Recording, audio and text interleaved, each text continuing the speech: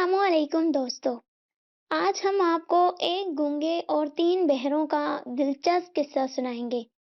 تو چلیے بغیر کسی دیر کے کہانی شروع کرتے ہیں۔ ایک دفعہ کا ذکر ہے کہ کسی گاؤں میں ایک چرواہا رہتا تھا۔ وہ بیچارہ پیدائشی بہرا تھا۔ خواہ اس کے کان پر چیخو خواہ ڈول بجاؤ، اسے بالکل خبر نہ ہوتی۔ اس کے پاس 50-60 بکریاں تھیں جنہیں چرانے کے لیے وہ گاؤں سے باہر جنگل میں جاتا تھا۔ دن بھر جنگل میں بکریوں کے پیچھے پیچھے پھرتا اور جب سورج ڈوبنے لگتا تو بکریوں کو ہانکتا ہوا گاؤں واپس آ جاتا۔ ایک روز دوپہر کو چرواہے کو بھوک لگی تو اس نے اپنی روٹیوں کی پوٹلی تھیلے سے نکالنی چاہی، لیکن تھیلے میں پوٹلی تھی ہی نہیں۔ وہ حیران ہو کر سوچنے لگا کہ آخر پوٹلی گئی کہاں۔ سوچتے سوچتے اسے یاد آیا کہ اس کی بیوی نے روٹیوں کی پوٹلی اسے باندھ کر دی تو تھی، لیکن وہ اسے تھیلے میں رکھنا ہی بھول گیا۔ اس نے سوچا کہ جب بیوی کو پتہ چلے گا کہ وہ روٹیوں کی پوٹلی گھر میں ہی بھول گیا ہے تو وہ خود ہی لے کر چلی آئے گی۔ لہٰذا وہ وہیں بیٹھ کر بیوی کے آنے کا انتظار کرنے لگا۔ انتظار کرتے کرتے چرواہے کی آنتیں قل ہو اللہ پڑھنے لگی اور پیٹ میں چوہے کلا بازیاں کھانے لگے۔ بار بار اس کی نظریں اس امید میں گاؤں کو جانے والی پگڈنڈی پر اٹھ جاتی کہ شاید اس کی بیوی روٹی لے کر آ رہی ہو، مگر ہر بار مایوس ہو کر واپس آ جاتی۔ اس نے سوچا ممکن ہے بیوی نے بیٹے کے ہاتھ روٹیاں بھجوائی ہوں، مگر وہ شاید گلی کے لڑکوں کے ساتھ کھیل کود میں لگ گیا ہوگا۔ یہ سوچتے ہی چرواہے کا منہ غصے سے لال ہو گیا۔ اس نے ادھر ادھر دیکھا۔ کچھ فاصلے پر ایک گھڑ سوار درانتی سے درختوں کی نرم نرم شاخیں اور پتے کاٹ رہا تھا۔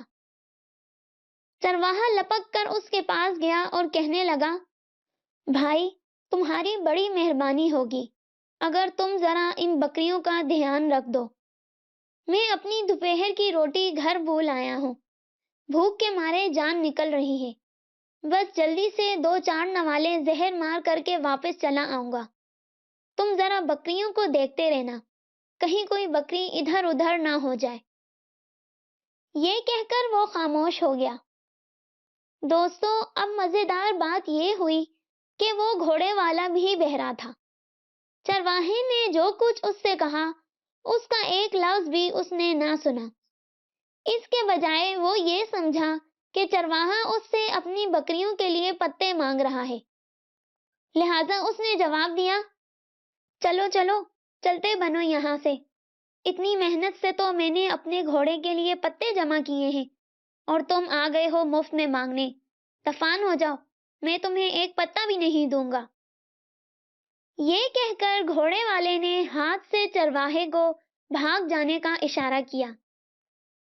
اس کی ایک بات بھی چرواہے کی سمجھ میں نہ آئی، لیکن اس نے مطلب یہ نکالا کہ وہ کہہ رہا ہے، ہاں ہاں بھائی، بڑے شوق سے روٹی کھانے چلے جاؤ، جب تک تم واپس نہیں آ جاتے میں تمہاری بکریوں کی دیکھ بھال کرتا رہوں گا۔ یہ سمجھ کر چرواہا اپنے گاؤں کی طرف بھاگا۔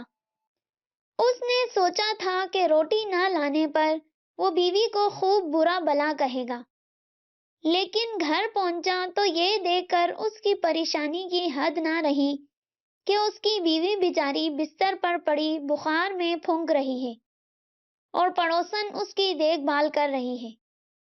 یہ دیکھ کر وہ بھاگا بھاگا حکیم کے پاس گیا اور اس سے دوا لے کر آیا۔ دوا لا کر بیوی کو دی۔ پھر اس نے جلدی جلدی روٹیوں کی پوٹلی کھولی، بڑے بڑے لقمے نگلے، پانی غٹا غٹ کر کے پیا اور دوبارہ جنگل کی طرف روانہ ہو گیا۔ وہاں جا کر اس نے دیکھا کہ گھوڑے والا ایک طرف بیٹھا ہے اور بکریاں گھاس چر رہی ہیں۔ چرواہے نے دل میں کہا کہ اگر آج یہ شخص نہ ہوتا تو میں بکریاں کس کے حوالے کر کے جاتا۔ اس شخص نے اپنے وقت کا کتنا خرچ کیا اور بکریوں کی نگرانی کے لیے ابھی تک بیٹھا ہوا ہے۔ میں اس کی مہربانی کا کیا بدلہ دے سکتا ہوں؟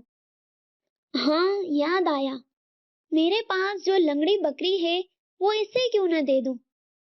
اس کا گوشت بھون کر یہ خود بھی کھا لے گا اور اپنے بال بچوں کا پیٹ بھی بھر لے گا۔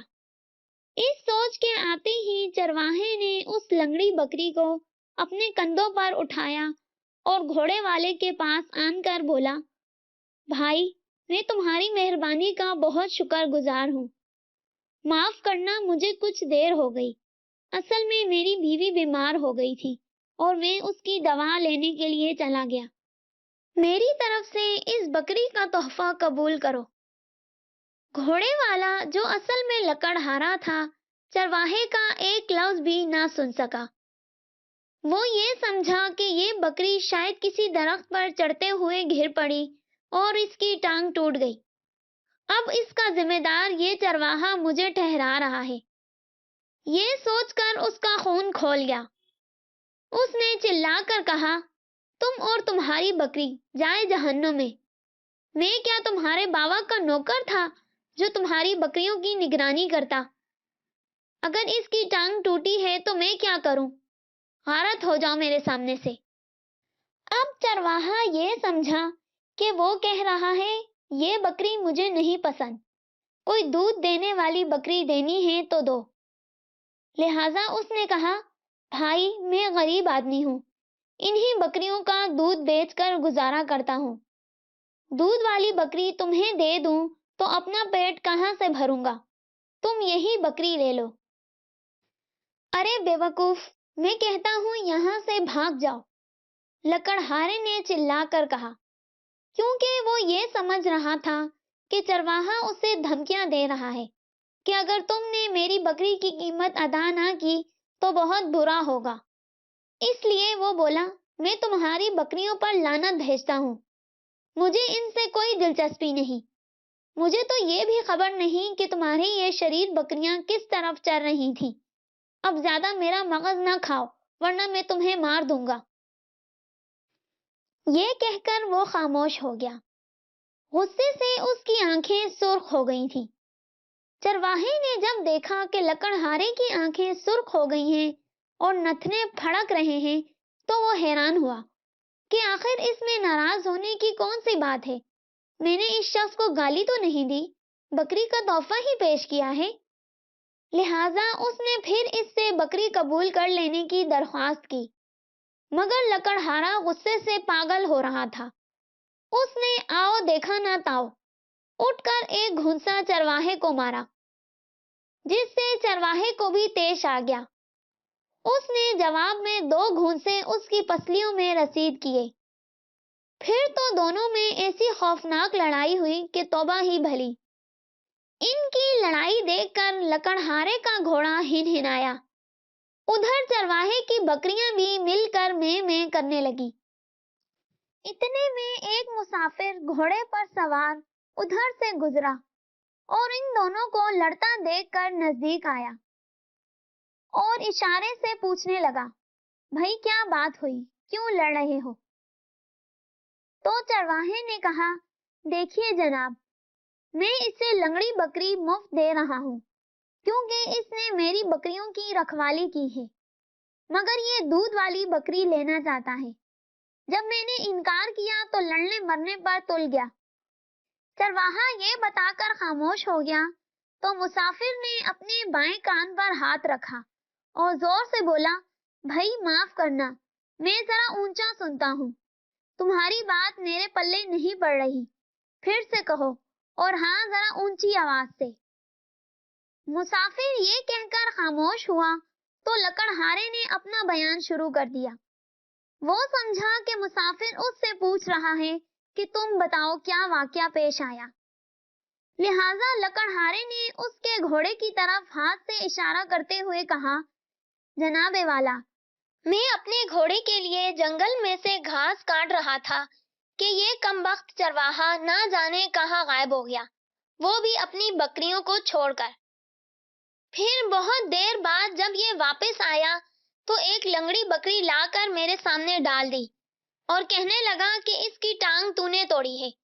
اب میں اتنی دیر سے اسے سمجھا رہا ہوں کہ بکری کی ٹانگ میں نے نہیں توڑی، لیکن یہ مانتا ہی نہیں، برابر وہی رٹ لگائے جا رہا ہے۔ میں نے پہلے تو اسے زبان سے سمجھایا، لیکن آپ جانتے ہیں کہ لاتوں کے بھوت باتوں سے نہیں مانتے، لہٰذا میں نے اس کی خوب ٹھکائی کی، تب اس کے ہوش ٹھکانے آئے۔